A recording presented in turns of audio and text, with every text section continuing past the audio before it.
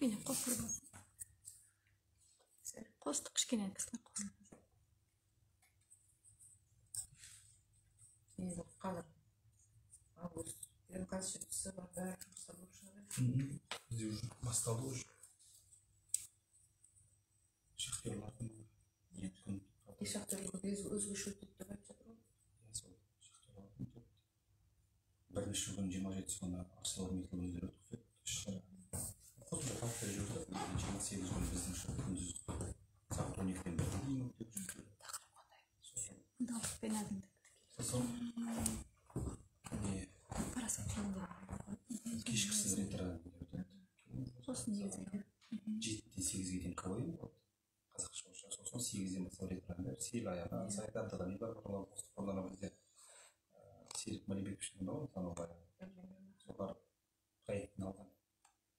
Солар өткен жолы қосырсы, Марат Бекіш бізден ой ғой. Қазақи бір дұрыс адамдар болсын, азаматтар сейіл аяғанда, жаңағы сайт аттыған нелер. Кәусәр, Мерей, триомыз, солар соларда қостырды. Жақсы болады. Өйткені көбінесе біздің анау руханиятқа жақындар айтады ғой, мынау. Енді ол кісілердің енді өскен орысша өскен азаматтар ғой. Жаңағындай алады. Көбінесе сәттілік болсын.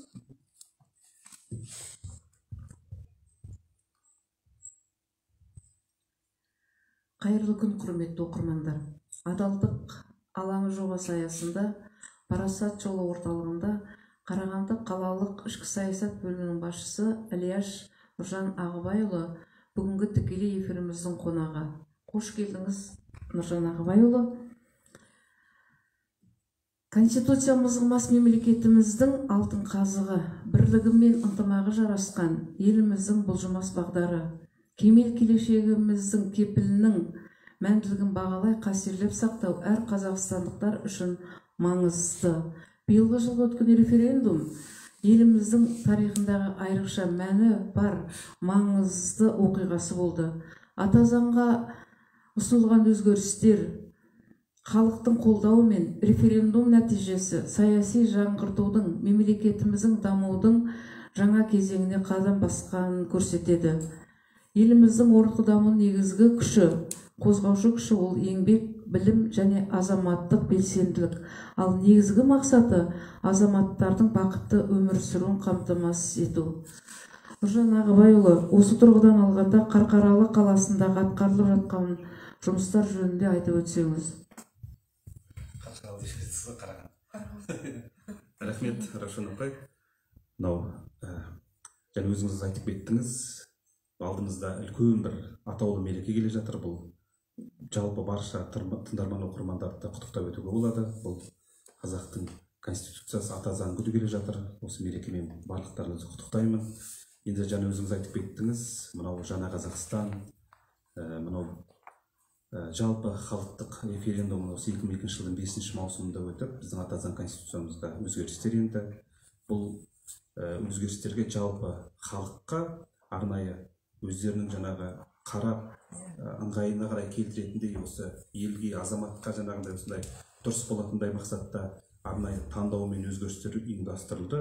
Бұндағы негізгі мақсат бұл жалпы осы жергілікті қазақстандықтардың, тұрғындардың дұрыс жаңағы елімізде жүріп жатқан саясат болсын, басқа да қоғамдық істердің бәріне қатыстылығын, олардың жауапкершіліктерін сезіндіру, әр азаматтың бойындағы жаңа айтып кеттік қой, өзінің еліне, жеріне деген патриоттық сезімін ояту мақсатында істеп жатқан жұмыстар. Әрине бұл қазіргі жаңа Қазақстан бойынша айтатын болсақ, бүгінгі күнде билік басы болсын, басқа да қандай да бір іс-шараның бәрінің ауқымы, форматы өзгерді деп айтуға болады. Өйткені бұрынғыдай бір дәстүрлі бір өткізе беру емес, қазіргі халыққа қандай пайдасы бар, халыққа ғана осындай қандай одан бір нәтиже шығады, қандай сапасы бар, сол жағына көп көңіл бөліп жатыр. Енді бізде жалпы Қарағанды қаласында айтып өтсек, жалпы осы конституция күніне байланысты көп деген іс-шаралар ұйымдастырып жатыр.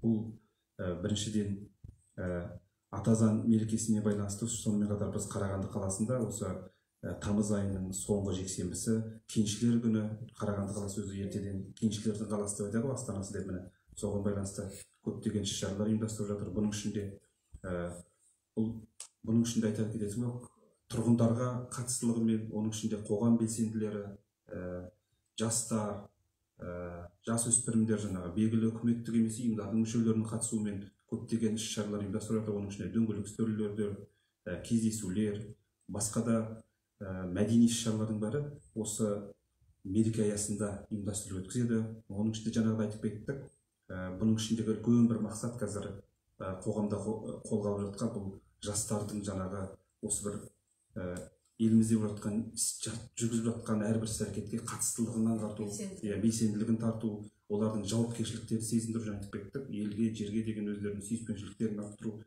Сол мақсаттарда мысалы айтатын болса, көп жағдайда бізде жастар деп отырамыз да, белгілі бір оқу орнында жүрген сондай жастарды тартып, кей жағдайда мынау нит категориясы дейді, өзімен өзі айналысып жүрген жастар сырт қалып жатады. Сондықтан соларды да тартып осы қоғамда болып жатқан өзгеріске, өздерінің қандай ұсыныс пікірлері бар мақсатында үлкен жобалар іске асырып жатыр. Мысалға біздің қалалық ішкі саясаттың өзінде мынау үкіметтік емес ұйымдармен 9 жоба, сосын бізге қарасты жастар ресурстық орталығы бар, сонда да 9 жоба қарастырылған. Сол жоба аясында мысалы айтқанда жастардың жаңағы осы еліміздегі жаңағы болып жатқан істерге тарту мақсатында, мысалы айтатын болсақ, дұрыс таңдау жаса деген арнайы проект бар, жобасы.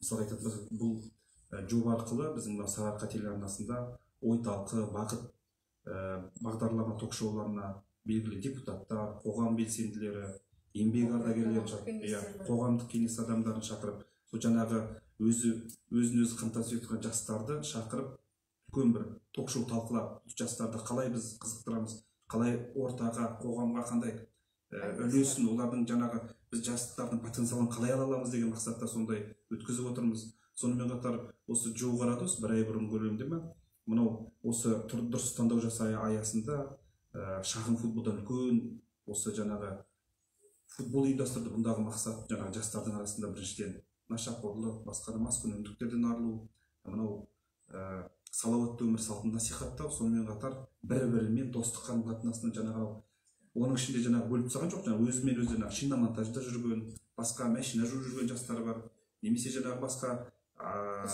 көп салада жүрген жастармен кәдімгі колледждің студенттері арасында бір-бірімен достық қарым-қатынас. Бұл бір жағынан спорттық не болса, екінші жағынан бір-бірімен достық қарым-қатынасты үйлестіру, байланыс болу, көру. Сонымен қатар сол жерде арнайы біздерде анау жұмысқа тарту бойынша арнайы жәрмеңкелер ұйымдастырды. Сол жерден келіп азаматтар керек мамандықтары бойынша қандай салада қандай орындар бар, сол арқылы арнайы жәрмеңкелер ұйымдастырды. Бұл жаңағы тайыр сауда үйі болсын, жаңағы әрбір іс-шара үлкен халық көп жиналатын жерлерге ұйымдастырды. Неге? Өйткені жастарды жұмысқа тарту, жастарға жаңағы жұмыс орындарын көру.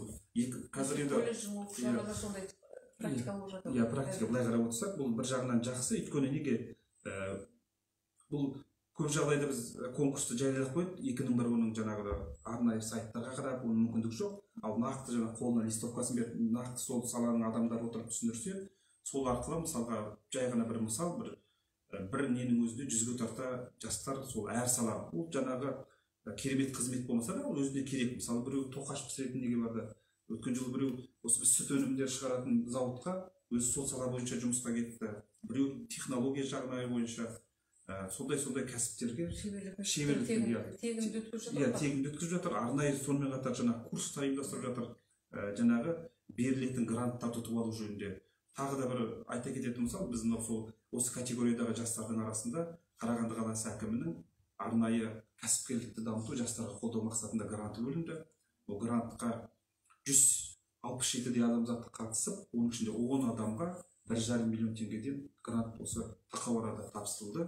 Бұл да жаңағы жастарға үлкен қолдау, өз кәсібін ашам деген азаматтарға мүмкіндік берді. Және де сол кездесу барысында қала әкімі келешекте бұның қаражат көлемін 2 миллионға дейін көтеру жөнінде жаңағы ұсыныс айтты. Жастардың жаңағы жасап отырған жобалары жақсы. Жаңағы оның ішінде жаңағы тіл үйрену орталығынан бастап, жаңағы кәсіпкер фитнес зал дейді, жаңағы дене шынықтыру бойынша шеберлік, жаңағы шебер қазақтың ұлттық жаңағы ер тоқым, қамшы өру, сондай бір арнайы несін ашу жөніндегі көп салалар жаңағы өте қызықты жобалар ұсынды.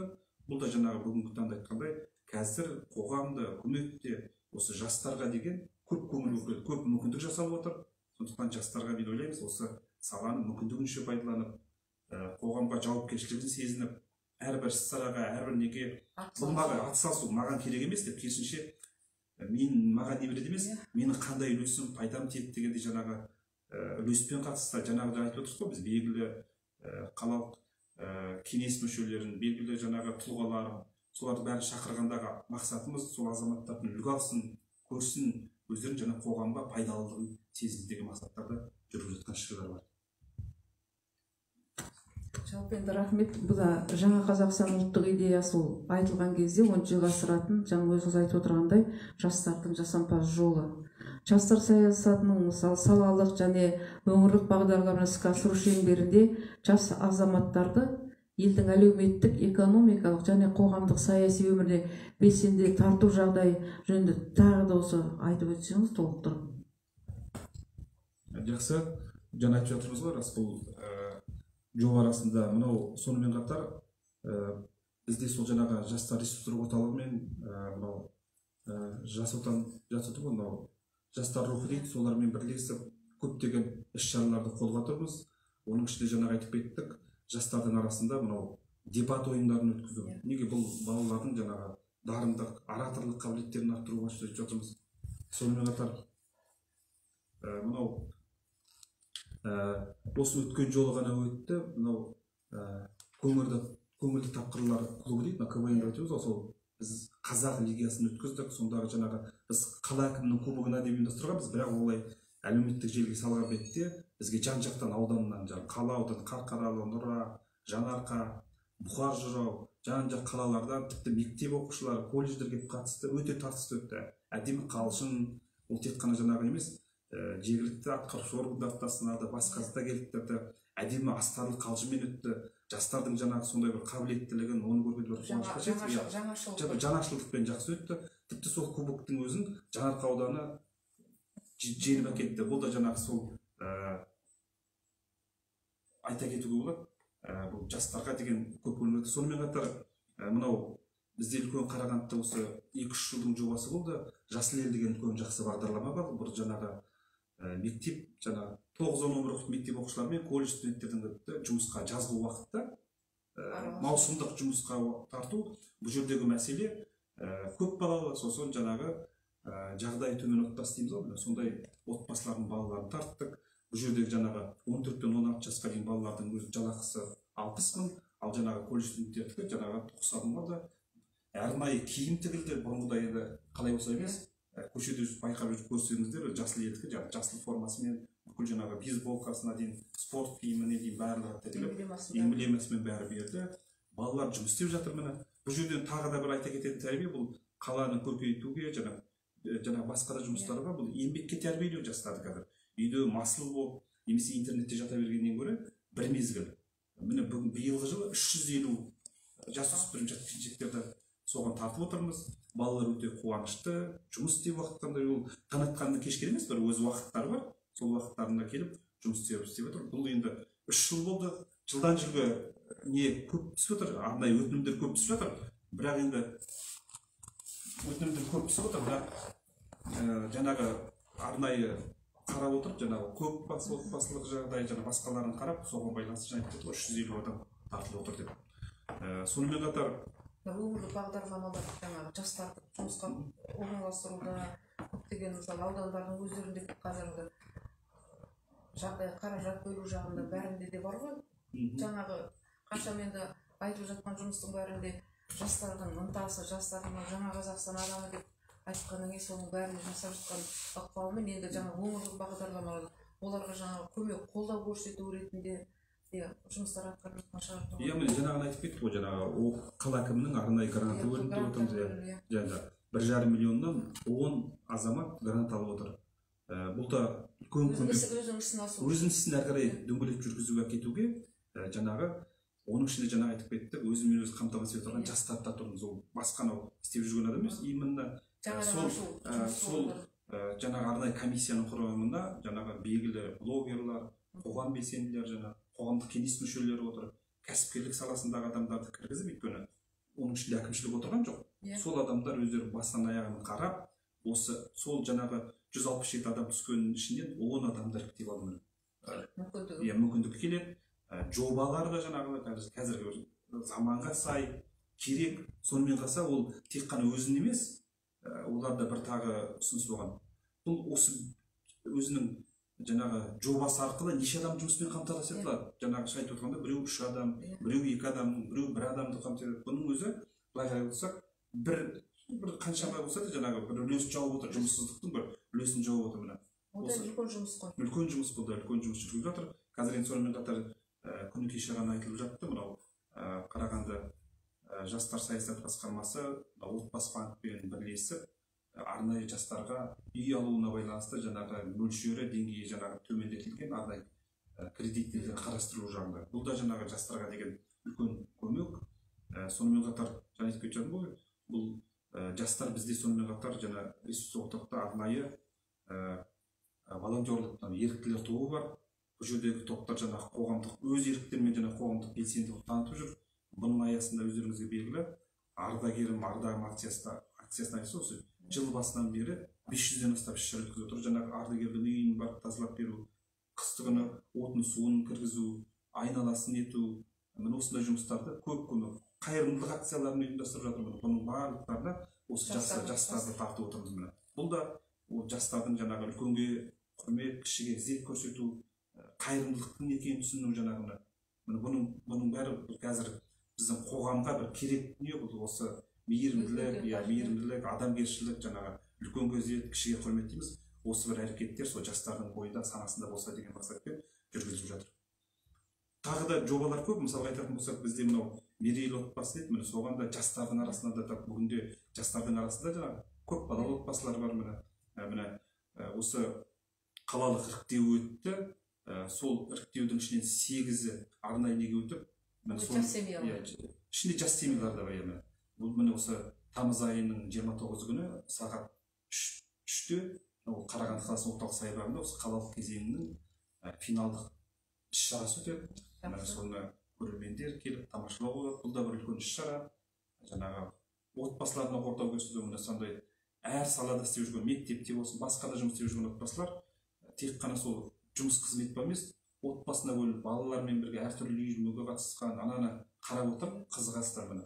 Әрбір тараптары бар ғой. Тараптар. Сонымен қатар жаңағыдай жастардың арасында көптеген жаңағы кездесулер, дөңгелек үстелдер өтеді. Бұл жерде жаңағыдай арнайы психологтар жұмыс істейді. Белгілі жаңағы тұлғалармен кездесу. Бұның бәрі мақсаты жастарға үлгі өнеге, басқа да тәлім тәрбие жағынан көп маңыздылығы бар деп ойлаймын. Рахмет. Енді бүгінгі біздің бағытымыздың бәрі осы жастардың атқарып жатқан, қаладағы атқарып жатқан жұмыстар. Енді оның да шет жағасын көріп жүрміз, куәміз. Қазіргі жастардың осы белсенділігі, осының бәріне жаңа қатысу, қамтамасыз етілуі, ол өзі жаңағы оқу орындарынан болсын, жастардан болсын, мүмкіндіктері барлары бәрі байқалып тұрады. Енді осы жастардың әрбір істерінде бұның әр жағында не жатыр? Ол өз тарихының өзегіне сіңіріп өскен, саяси сауаты жоғары, отбасы құндылығын бірінші орынға қоя білетін, салауатты өмірге жақын адамды біз қазір жаңа Қазақстан адамы деп айтамыз ғой. Әрине оның бәріне адам жақсы білім алғанда ғана, жеке тұрғын пәтері мен тұрақты жұмысы, жоғарғы жалақысы болған жағдайда ғана жетеді. Жалпы осы өзгерістерге де биылғы біздің халықтың көп талап тілектерінде осы референдум туындаған мақсаттары да осы болатын. Осы жөнінде енді әлі айтылар әңгіме көп деп ойлаймын. Әлі де осы жалғастырып, осы мақсаттан айтып өтсеңіз. Жалпы мынау бізде жаңа айтып жатырмыз ғой, жастардың қатыстылығымен қаламыздағы көптеген іс-шаралар ұйымдастырылып жатыр. Бұның идеологиялық бағыты жаңағы айтып кеттік қой. Жастардың жаңағы қоғамға қатыстылығы барын, жауапкершілігін сезіну, елін жерін сүйетін патриоттарды тәрбиелеу. Сол мақсатта көптеген іс-шаралар ұйымдастырылады. Соның бірі күні кеше ғана өткен, мысалға айтатын болсақ, поэзия кеші өтті. Біздің мынау жергілікті ақындарымызды, дәстүрлі әншілерімізді шақырып Қарағанды төрінде, орталық саябақта Қарағанды қара өлең деген кеш өткіздік. Бұл да жаңағы қазір үлкен қолдауын ие болды. Бұны жариялағанда да әлеуметтік желіге салдық. Міне осындай ақындар келе ме дегенде бүгін оған бізге Қарағанды жазушылар одағының филиалының басшысы Жанатжан Қашқынмен ақылдастық. Солай берейік әлеуметтік желіге деген бетте қаншама ақындарымыз келді. Кешегі мынау белгілі Қарағанды өңіріне белгілі азуы ақындарымыз Серік Сағынтай, Жанат Жаңқаш, Айнұр Жапарқұлова, Эльмира Сайлауқызы, көптеген сол тағы да басқа ақындар келіп қатысты. Тіпті соны Шет ауданынан естіген бір жас жігіт, бір мектепте мұғалім екен, ақын жігіт, ол да келіп қатысты. Бұның алдында да бұндай іс-шаралар өтіп жүрген.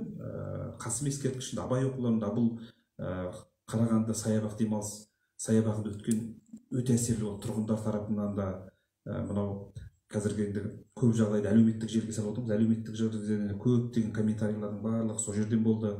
Жаңағы өлеңдерін оқып, сол жердегі қаншама өтіп бара жатқан адамдарын тоқтап әлеуметтік желіден көрдік дегені бір тамаша болды. Бұл Қарағандыны бұрындары жаңа айтып кеттік қой, өндірістің, кәсіпкерліктің ортағы десе, бүгінгі таңда руханияттың, өнердің орталығы деп айтуға болады. Өйткені бүгінгі таңда жастарымыз болсын, үлкен жастағы ағайындеріміз бар, осы салада көптеген көрсетіп жатыр, оны көріп жүрміз.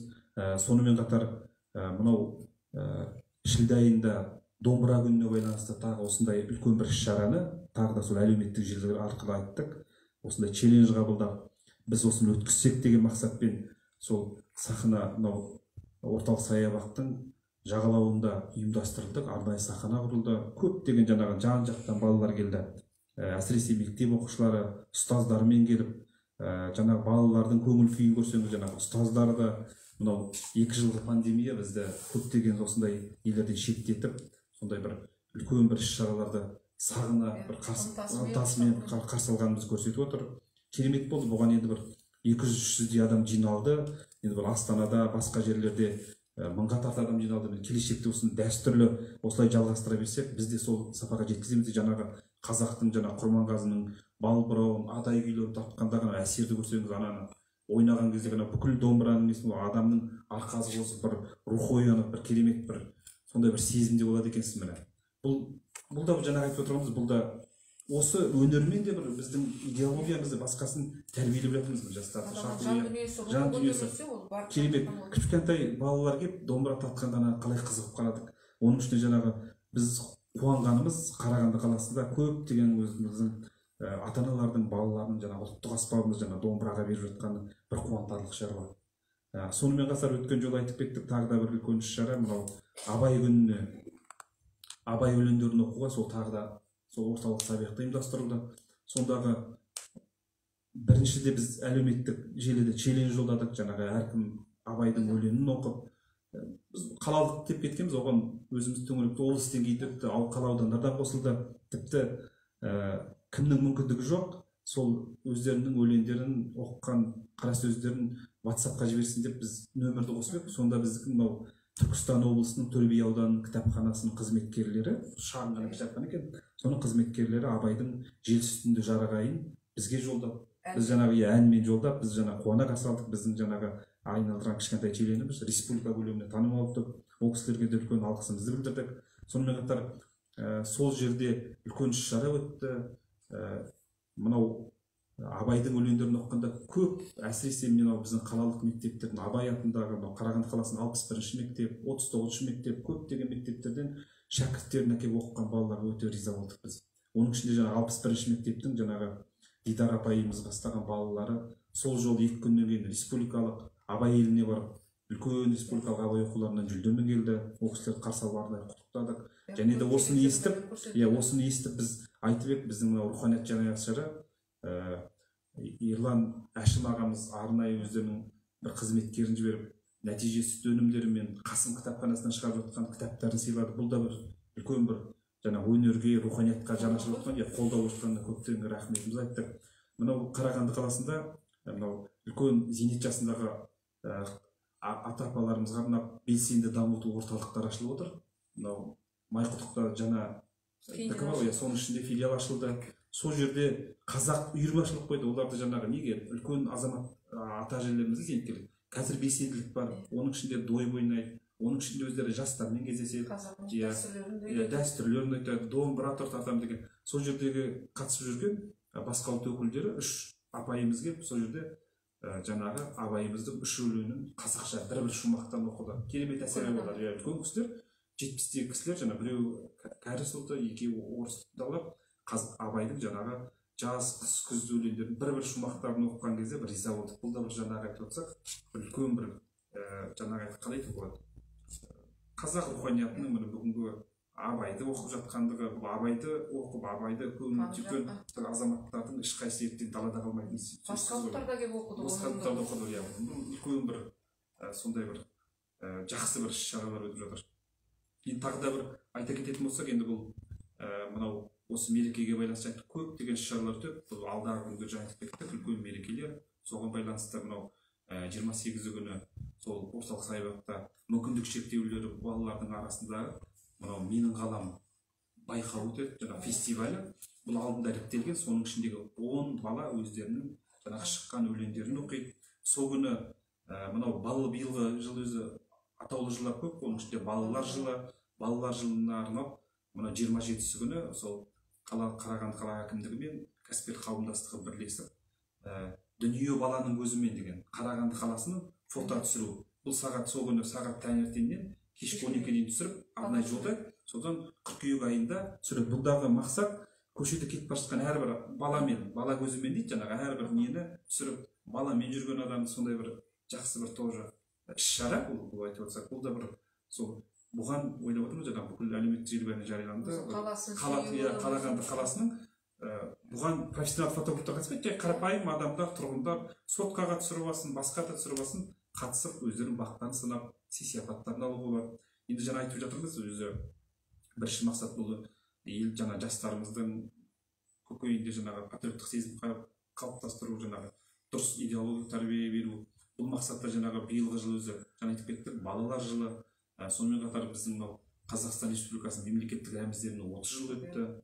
Мынау қарулы күштерінің 30 жылдығы, мына осыған арайда көптеген шырымдастырды. Мына мемлекеттік рәміздерінің 30 жылдығына байланысты біршама шаралар ұйымдастырып жатыр. Бұл жерде жаңағы арнайы челлендждар, акциялар ұйымдастырды. Бұл не? Өзінің туымен түсу, өзінің туын мақтан тұту мақсатында мына бұл дегеніміз дәріптеу, бұл дегеніміз қай елде қай жер кешегі анау жаугершілік заманда жараланып жатқан батырлар қолындағы туын құлатпай дегеніне жеткізіп, немесе жанындағы серіктес батырына ұсынып кеткен. Тура сол сияқты біздің қазіргі жастардың тарапынан бұл дұрыс тәрбие қалыптастырсақ, жаңағы өзінің туын мазақ қылмай, кейбір деректерде көріп қойып жатамыз ғой, жаңағыдай туын қорғап жатқан, мемлекеттік рәміздер дұрыс нетпей жатқан, бұның алдын алу мақсатында біз жастардың бойына осы жаңағы жақсы дұрыс өз елінің дәстүрін, рәміздерін құрметтеуге тәрбиелеу. Соған байланысты біз мынау үлкен Тутұғырдың алдында оңтүстік шығыс ауданында үлкен іс-шара өткіздік. Сол жерде веломарафон дейді. Жаңағындай айтты, қаншама біздің жасөспірімдер әкелерімен, балаларымен Қазақстанның кішкентай ту жалаушаларын өздерінің қыстырып алып, великтеріне қыстырып алып жүргендігі, қала көшесінде өткен әсері. Бұрын өзіміз сыйлайтын ұстандыр. Қазір өздері алып келіп отыр. Бұрындары қалыптасып кеткен әрбіреуіне таратса, қазір өзі тағып әкелгенде, анан каждый адамның анау үстіне киген киімі, тудың несімен, арнайы жейдешелер спорттық жаңағы эмблемасымен керемет әсерлі болды. Бұл да жаңағы ойлаймыз бүгінгі қазір отанға жерге деген азаматтардың дұрыс көзқарасы, дұрыс ниеті қалыптасып келе жатыр.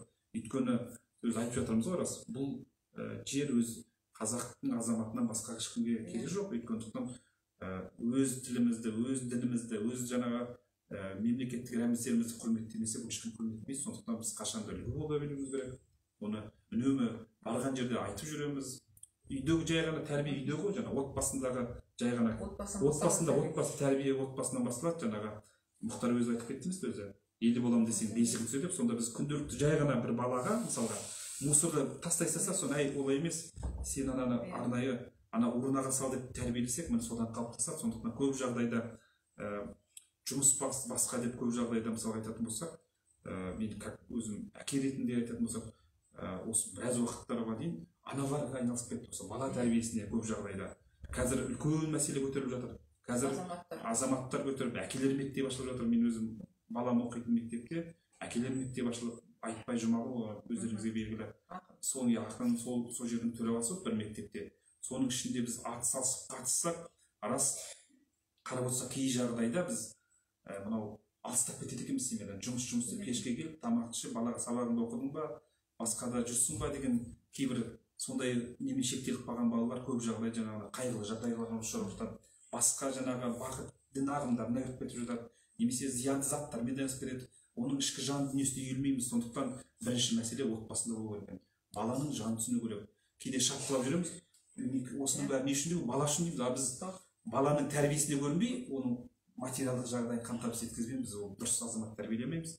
Сондықтан осы жағына көңіл бөлу керек. Бүгінгі күнде көптеген қалалық мектептерде өнегелі өмір деген арнайы өздерінің жобалары ашылып, сол белгілі тұлғаларды, белгілі азаматтарды шақырып, әсіресе әкелерді шақырып, бүкіл шараға тартып жатыр. Бұл дегеніміз жаңағы ер азаматтың жігіт болып қалыптасуына қашанда жаңағы әкенің рөлі үлкен.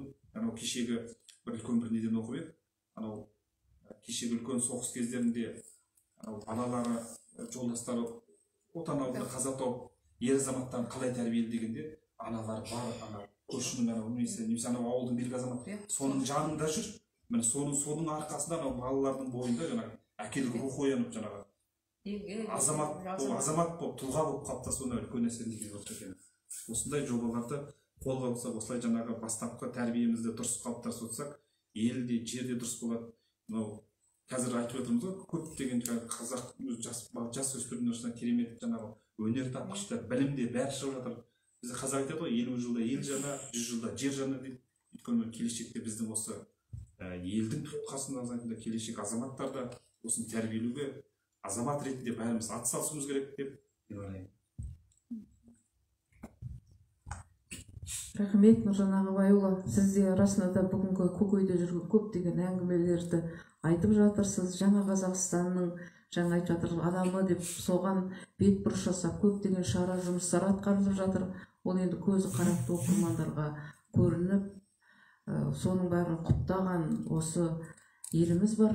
Осындай жақсы жұмыстар енді расында да осы алтын заң аясында осы еліміздің осы ынтымағы бірлігі жарасқан Қазақстанда оның бәрі де әрі қарай ісін жалғастырып, өздеріңіздей азаматтардың соны әрі қарай алып кетіп, ұйымдастырып, көптеген шара жұмыс жасауға біз өзіміз рақметімізді білдіреміз. Енді жаңа айтып жатырмыз ғой, адамзат баласының өмір сүруге белгілі бір заңдылықтарға бағынатын сияқты, ғаламшарды мекенетін әр мемлекеттің де негізгі заңы болуы шарт. Ол заңды барлық тілдердегі мойындаған атауы біздің конституциямыз, ата заңымыз. Сол ата заңымыз аясында осы халқымыз бірлікте, татулықта, тыныштықта өмір сүріп, еліміздің абыройы, мәртебесі асқақтай берсін. Оған жаңа қызмет жасап жүрген өздеріңіздей ел азаматтары осындай жақсы деңгейде қызмет жасап, елімізді биікке көтеруге үлес қоса беріңіздер. Осы бүгін келіп біздің кешімізге қатысқан өзіңізге рахмет айтқымыз келеді. Осы адалдық алаңы жобасында аясында орталықтармен әлі де тығызда жұмыс байланыста болып, осы жұмыстарға қарай жалғастырып, осындай кездесу кештеріміз, бұның да басқа жаңа түрі формаларын өзіңіз айтып отырғандағыдай өтіп жатқан шаралардың бәрін бірге өткізуге сәттілік тілейміз. Келесі кездескенше осы қош сау болыңыздар. Келе жатқан мерекеміз, алдағы жаңағы өтетін үлкен ауқымды шараларымызға осы халықтардың тілегі қабыл болып, жақсы болып, соның абыройын асқақтатқан үлкен шаралар сәттілікте өтсін. Мерекеміз келе жатқан құтты болсын.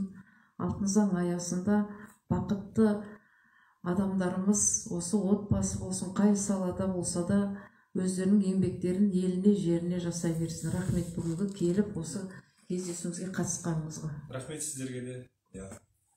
Рахмет сіздерге де арнайы шақырып осындай ұйымдастырып жатқандарыңызға. Тағы да айтайын, бүгінгі көрермен тыңдармандарды да осы келе жатқан кеншілер мерекесі мен және де ата заңымыз Конституция күнімен шын жүректен құттықтаймыз. Елімізде тыныштық, бірлік, береке болсын. Алтын құрсақ киелі мекен еліміз, жеріміз аман болсын. Бұл ел аман жер болса, әлі дүлдүлдер мен бұлбұлдар шығады деп ойлаймыз. Ел іргесі аман болсын, тұғырлы елдің тәуелсіздігі берік болсын. Жақсы күндеріміз көп болсын. Рахмет.